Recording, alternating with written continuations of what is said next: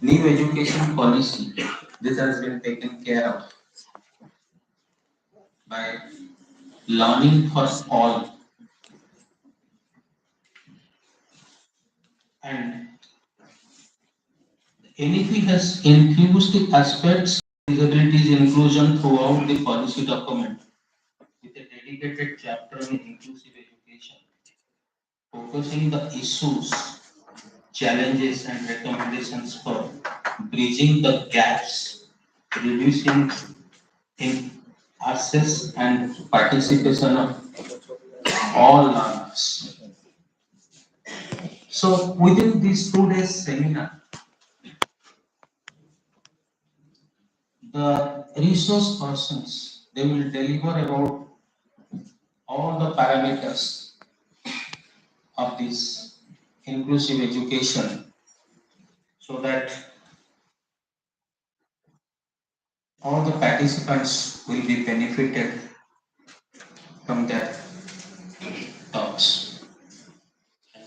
Obviously, the conference will be a fruitful one and everybody will be, they will get the knowledge in this field. So thank you very much.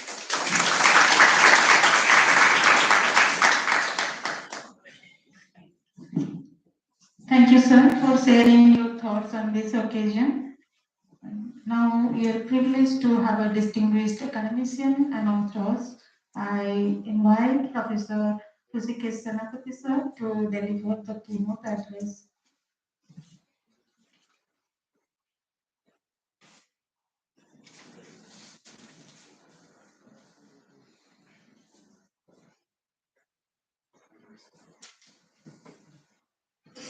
Namaskar. Honorable Vice Chancellor, Professor Santosh Kumar Tripathi, Chief Guest of this international conference, and Dr. Sabyasachi Patnaik, Guest of Honor, Dr. Dilip Giri, Professor Pinja, Head of the Department of FM University, Dr. Jyoti Shankar Pradhan, Organizing Secretary, Dr. Amulya Kumar Acharya, Dr. Pratima Pradhan, and Madam Rekha Rao, with whom we had signed the MOU long back in 2018 with Cotton University, Australia, our old colleague, and all the dignitaries present here, invited guests, dear students, teachers. I feel privileged to be here on this auspicious day because we are conducting this international conference on navigating inclusive education, particularly to provide education to all. Education to all. That means all categories of learners. I'm very happy to mention that FM University has taken lead in this regard because this seminar, this topic is of paramount importance in view of the global education agenda because we have to ensure inclusive, equitable, quality education and promote lifelong learning for all by 2030. India has signed the agreement and it is in SDG 4, Sustainable Goal 4, and we are the signatories. And from that point of view, FM University has taken initiative. I'm very happy to mention and I extend my sincere thanks and gratitude to the Vice Chancellor and other faculty members for conducting this seminar after this conference on this topic. And our NEP 2020 puts a lot of emphasis on this area, inclusive education. If you look at the vision of NEP 2020, that means it emphasizes that when policy envisions a system of education rooted in Indian ethos by which we can make our country a knowledge superpower. And to make our country a knowledge superpower, there is need of creating an equitable, vibrant knowledge society. And for that, we have to connect our children to their roots. And the most important thing, what NEP has highlighted, that all our educational institutions will take care of this through their curriculum and pedagogy. It has been mentioned categorically. The curriculum and pedagogy of all educational institutions must develop a deep sense of respect towards fundamental duties and constitutional values. Because that is more important now. When we are talking about inclusive education, if we are not conscious of our duties and responsibilities, then it will be difficult to implement this. Once we are conscious of our duties and responsibility, everybody will get opportunity to enjoy their rights. The children, particularly the deprived children, disadvantaged group, those who in NEP we call it socio-economically disadvantaged group. There is gender identities on the basis of gender, on the basis of socio-cultural background, on the basis of geographical identities, on the basis of the disabilities and economic conditions. We have classified into different categories, and we have to bridge this gap not only by providing access, but not only in access, but in participation and learning outcome. They should come to school, they should participate effectively, and they should develop the learning outcome, required learning outcome that what we need in 21st century, so that they can be good citizen of this country, good human being, and also global citizen. What NEP has envisioned, NEP is putting a lot of emphasis on global citizenship education. That is our culture. We believe in Vasudhaiva Kutumbakam, we believe in Sarve Bhavantu Sukhina. And we consider whole world as one family. And it is very inclusive, not only within India, with our people, but we want to include everybody, all the people of the world, all the country. That means like we have a very broad vision and we are going to implement that by 2030. That is the target. And NEP is facilitating this. And if you see the recommendation that it is towards the implementation of this NEP 2020, particularly for most of the equitable education, quality education. That is the need of our, and we are going to implement that. And not only we have to provide access, we have to help them in attaining the learning outcome. That is the need of our. It may be the tribal children, maybe the rural children, maybe the backward children, economically backward, or maybe the disabilities. We have to take care of them. We have to provide high quality education to all, so that we can achieve the goal of this inclusive society. And I don't want to take much time. I know our honorable vice chancellor has some other engagement, and we have to now I will stop here. But after this inaugural program is over, I'll deliver my keynote address. Thank you for giving me this opportunity.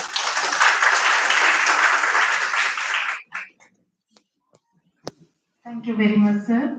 Soon after the formal function, again we will take the opportunity to hear Professor Senapati in DC. Thank you once again, sir. Now we have another distinguished speaker with us, Dr. Dilip Giri, sir. May I invite sir to just share a few words with us.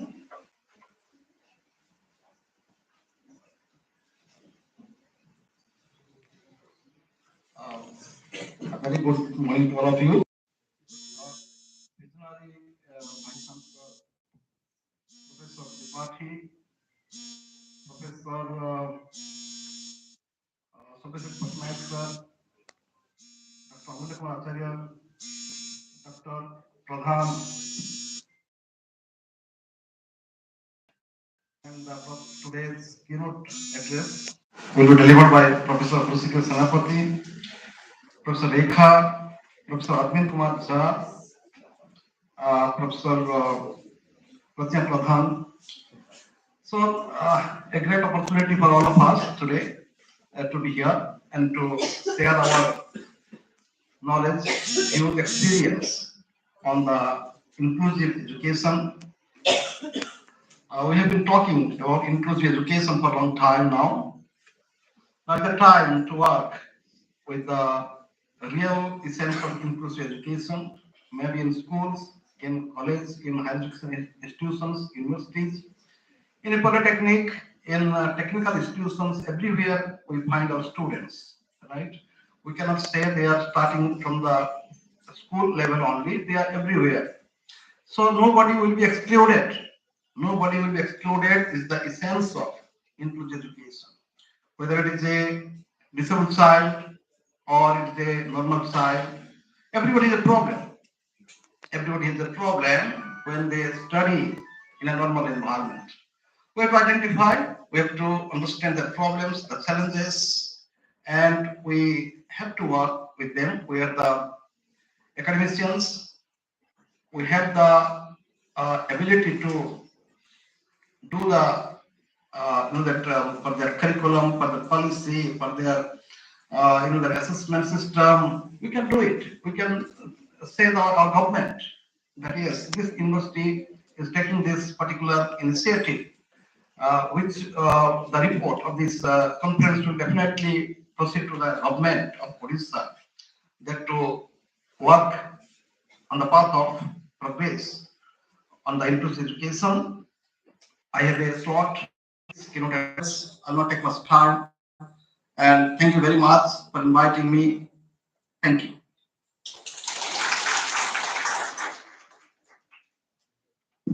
Thank you, Dr. Giri, for sharing your thoughts with us. Moving further, now the moment we have all been waiting.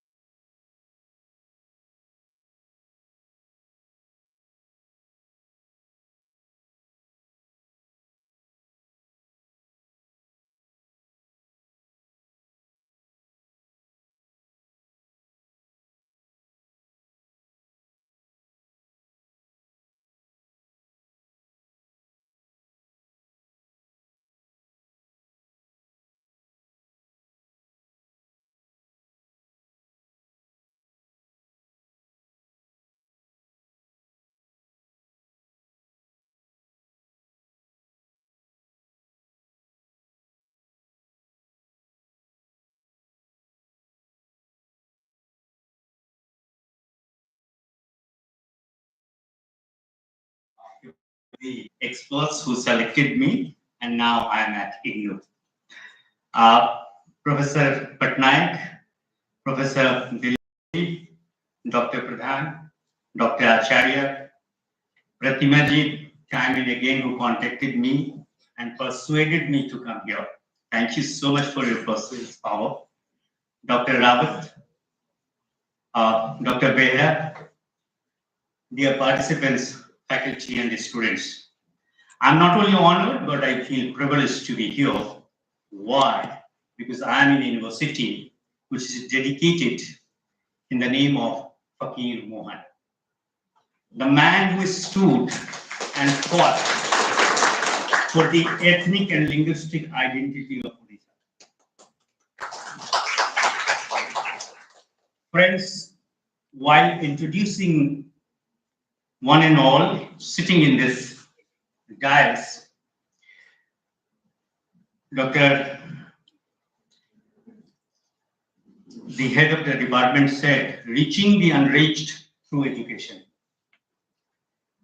Dr. Acharya perhaps made this statement. You know, everybody in this world would like to convince you that what I am saying is the only reality in this world. The fact is, every perceiver has his or her own reality. And we should not say my reality is reality and your reality is not your reality. But yeah, being educationist, education is one of our realities. But at the same time, we should be fully aware that those realities are not less important. Last night, when I was asking myself a question that for the 5 minutes, what should I speak? Because I'm going to speak for 40 minutes perhaps in the next session. As Honorable Vice Chancellor has desired that I should speak. So 3 questions came in my mind. The very first question, that why inclusion should be perceived only from the socio-economic and acid disease reality perspective. Why not something else? So what I realized that the binary of inclusion and exclusion is a paradoxical in nature. Why it is a paradoxical in nature? The first question, from the practical point of view, not from the theoretical point of view, that I'll be addressing later on. When you are included in a system, you ensure that none is included anymore. The second, when you are excluded, you ensure that other must not be included. Look at the practical purposes in your life. Now the question is, how to exclude none by including all? Or how to include all by excluding none? Being an educationist for me, pedagogically as well as epistemologically. Because we are professors of education. Why I'm saying this? Because time and again since the inception of this world, how to make this society truly inclusive? What is the lasting solution to the peace in this world? Because conflict is everywhere in this world. So how to have the lasting peace? No illiteracy, no poverty. What are the ways? Nobody truly knows. We all are trying hard to have all these things through education, through society, through governance, through politics, through culture, through art, so on and so forth. But still nobody knows. So the true solution lies perhaps, and that's why I mentioned the name of great poet and philosopher, Fakir Mohan, who realized and helped the people to realize that your ethnic identity in terms of your language is your existence. And that's why he challenged the mighty principality, the mighty government, and the people who always believed that they are superior or inferior. Now the question is, how can you realize this dream in a given classroom situation? And that's why universities are unique, colleges are unique, and even the people who come to the classroom, they are unique. So friends, with these words, I would like to stop here because only 5 minutes was given, all right?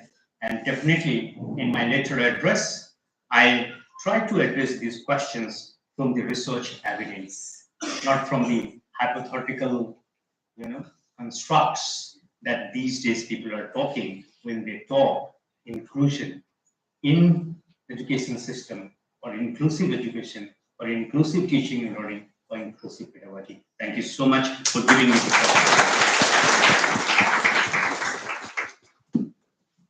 Thank you, Professor Jha, for sharing your insightful words with us. And we'll again listen to Sir in another session soon after the formal inauguration of this international seminar conference. Okay. Now the most awaited moment has come for us to listen to our most revered Vice Chancellor, Professor Santosh Kumar Tripathi, sir.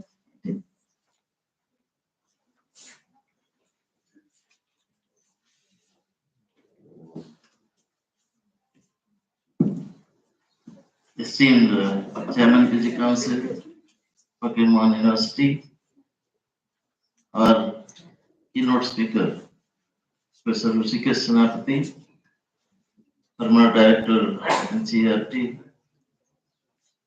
Professor Arvind Kumar Jha, Dr. Dilip Giri, Madam Kaur, the convener of the conference and head of the department, Dr. Jyoti Shankar Pradhan, organizing secretary, Dr. Amulya Kumar Acharya, Madam Pratima Pradhan, teachers of the education department, organizers, and teachers from Fakir Mohan University and from outside Fakir Mohan University, dear delegates, media persons, and my dear students. It is an interesting topic, rightly said by Professor Jha. I name it as town bus syndrome. Actually, in Odisha, there is no timing for town bus. When town bus arrives, it waits on the street. If I have come into the bus, I will always tell the driver to move. That the education system is now. And I am sorry to say that I am always blunt, therefore they may scold me later. We are having education department. I don't find inclusiveness in education department. That's the fact. That's true for every department also. My belief is a university should not be confined to its four walls, rather it should go out. We have two programs. One is back to school, the other is each one teach one. In both the programs, we have failed. Reason is perhaps that is because of volunteerism. We couldn't be successful because we initiated it through volunteerism. If there is a law that each university will go to the children and at least 100 children must be back to the school, that is a mandate for the university, perhaps we would have done it. And the situation is like this everywhere. My issue is when you find teachers are mere employees, salaried employees, having 10 to 5 job, this inclusive education may not be possible. If they come out of that syndrome, that is, I am an employee, maybe they will be more creative, they will be more innovative, they will see the society from an interior perspective, and they will help the society to come out and suggest how this education will reach each stratum of the society. We may talk about poverty, but for how many years? It is already 75 years. We may talk about underprivileged, but for how many years? It is already 75 years. We can talk about like the dwellers in slums, the dwellers in cities, urban area, rural area. So many differences are there, and it is everywhere. It's not new to this country. But for 75 years, we have not thought of proper action plan. Policies are there, policies will come and go. It is an ambitious policy, I think, national education policy. They have, we can admire the policy, the content of the policy. But if we are not practically involved in it, maybe the policy will again be another policy, like earlier policies of education, and it will again be a dream to enhance the gross enrollment ratio. And again, I should say that I am not in favor of enhancing the gross enrollment ratio. Is it really education? By just enrolling students in schools and colleges, if they are not really educated, one thing is mentioned here, empowering every learner. If that is not done, then maybe inclusive education will not be successful. And this empowering every learner is an issue everywhere. I can say that NAC has a mandate, that is to identify slow learners, advanced learners. And when we prepare for NAC, to invite NAC, we just go and identify who are the slow learners, who are the advanced learners. Then we put like this, we are doing this for slow learners, we are doing that for advanced learners. And once NAC gradation is over, we are A grade, our duty is over. Now, it's a big issue about inclusive education. Are the slow learners really able to be advanced learners? Are the advanced learners be taken care of so that they are into expected target? If that is not done, then how they are empowered? So now as I see, this is my personal observation, please don't take it otherwise, because here are experts, they can better say. If you are really concerned about education, if you are really concerned about learning and learners, every individual must be a target. And what we do? We just develop rules for ourselves. I can say that if that register system is not there, like mentoring is another thing, which is a part of this inclusion. What do? We develop registers, put the names of students, that these are my mentees, collect the attendance. But after all, what happens?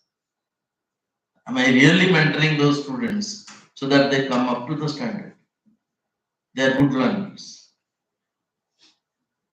Unless this empowerment of learners is done, I think inclusive education has no meaning at all. It should go simultaneously from enrollment of children into school and institutes with providing right kind of education so that they are educated, they are not given certificates. Giving degree certificate is an issue. And now there is another wrong, that I should be qualified with postgraduate degree. But if you ask, are you really a master in your subject? Then there is a silence. They get the degree as honors students. If you look at honors, that is Samman, distinction, Nipunta. Are they really into it? Are they really empowered learners? Is our system is able to include the learning into it so that everybody is an empowered learner? I think the deliberations here will definitely highlight on some issues. And I expect that the education department will come with a paper suggesting us how to go for this inclusive education, empowering learners. If that is done, maybe I assure the department that we will accept it as a project and we will try our best to promote this in this campus. But again, I have a request for the department that they should take this back to school and each one are their project. At least if you are successful to make 100 students every year back to school and 100 adults able to write their names, read newspapers, that will be a great achievement, and that may be a successful action towards inclusive education. Thank you all. I thank the organizers, especially the department. I had seen, observed last evening that they were working till late evening, and I hope seminar is a great success. They have invited lot many educationists who will highlight on the issues, and a brief note I will expect at the end of the seminar. Thank you very much.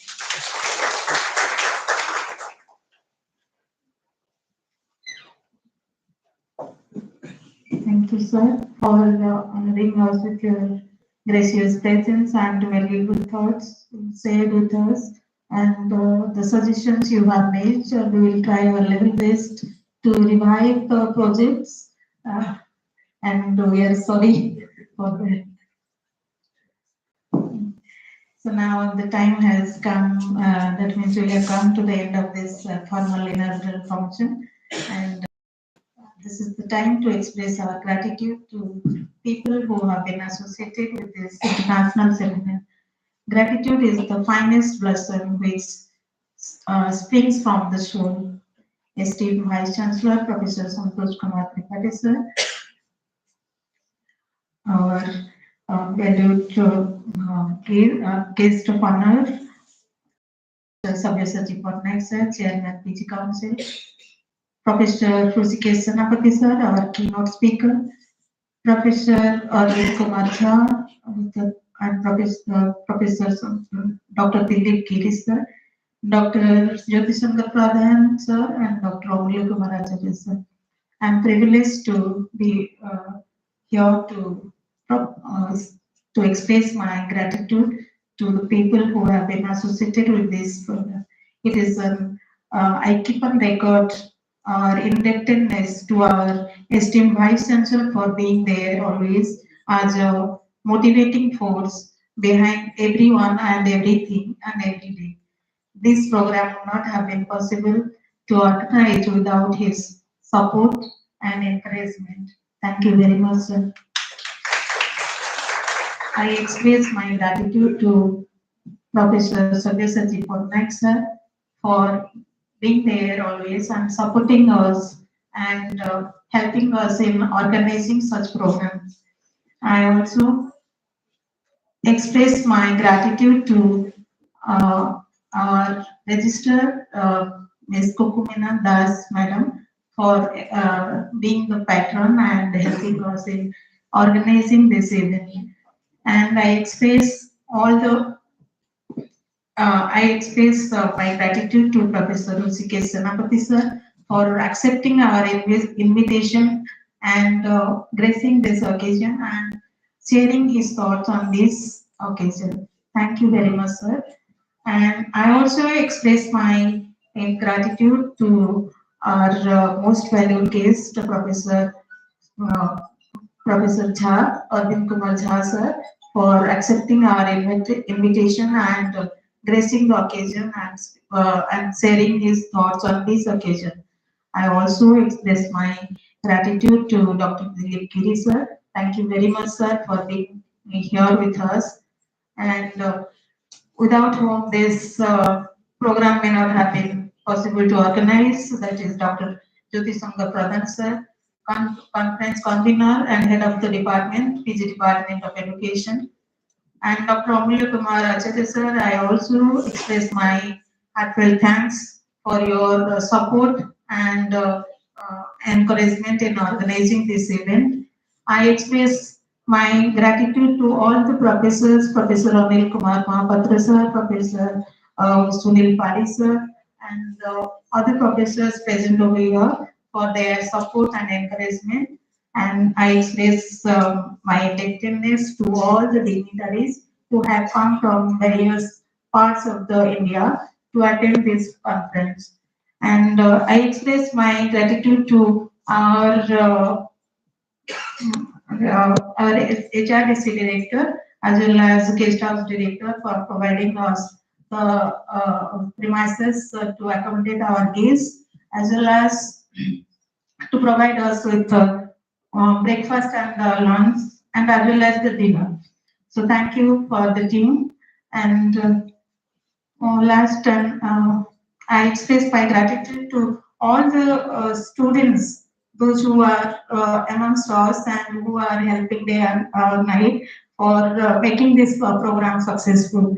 Thank you once again to all of you. And last, I would like to express my gratitude and to Lord Jagannath for helping us in this, for sharing his blessings to uh, to organize this program. Thank you everyone. Now may I now request all the participants to rise up for the national anthem.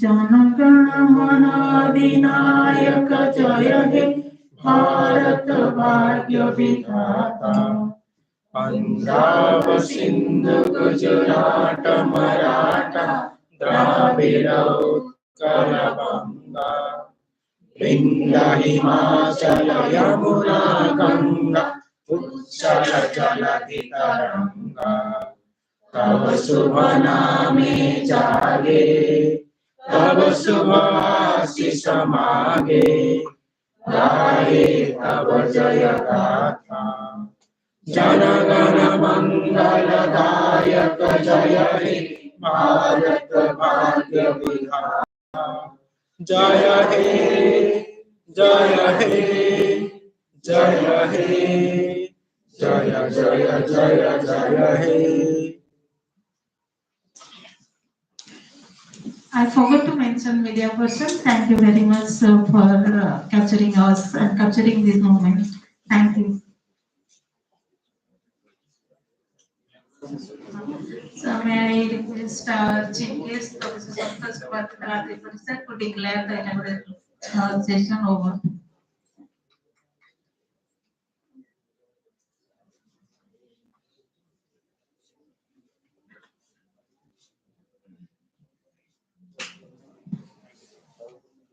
Kindly do not go anywhere. To stay back. We will have the remaining keynote address.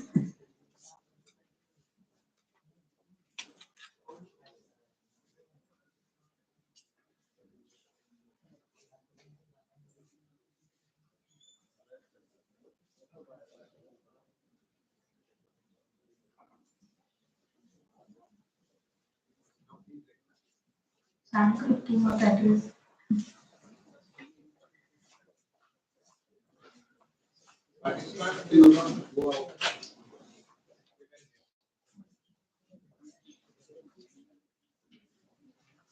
All the participants, please be seated and stay back. We have our most valued guest, Professor Hrishikesh Senapati sir, who is going to continue his keynote address. Sir.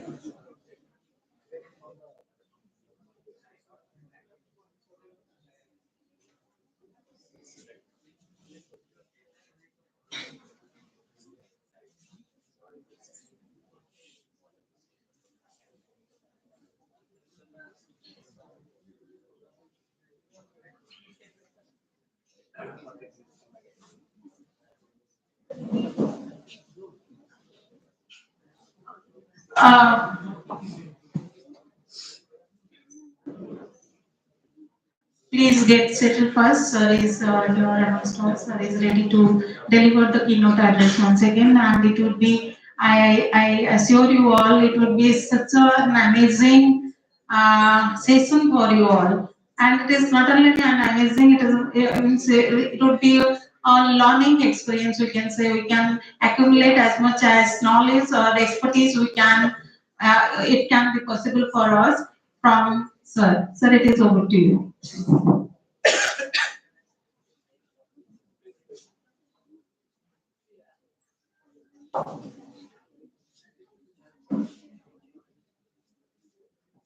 Thank you.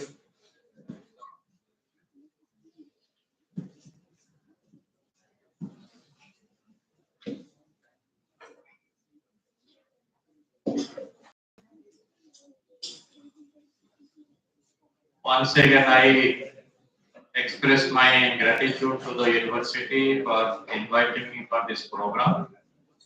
I'm really very happy that we are doing something on inclusive education. That is the need of our.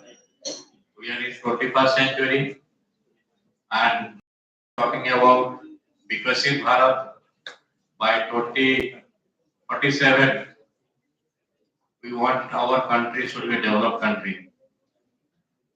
And to make our country a developed country, we have to provide high quality education to all. That is the only instrument by which we can take our country to a new height. We can make India a knowledge superpower and we can bring about change not only in our classroom, in the teaching learning process, we can bring about change in the whole society. That is why we are talking about this inclusive education and we have already signed the agreement and that we have accepted this SDG 4. We have to ensure equitable, inclusive, equitable, quality education and promote lifelong learning for all by 2030. That's the agenda. And in view of that agenda, this university is organizing this program. And NEP 2020 has taken cognizance of this fact. And I have already mentioned that in the beginning. We we are going to develop a system of education based on Indian ethos, rooted in Indian ethos. When we say rooted in Indian ethos, what does it mean? Because Indian ethos, all the time we conducted now G20, slogan was Vasudhaiva Kutumbakam. That is a social slogan. That is very inclusive in nature. For not only India, not only Indian society, we want that whole world should be one family. That is the slogan we have given long back.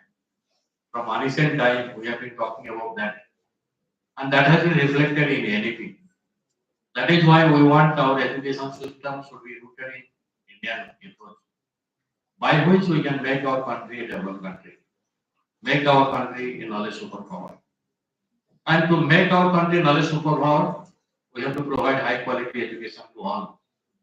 And we have to develop or we have to create an equitable, vibrant knowledge society. Once our children are connected to their root, they understand their culture, tradition, value system.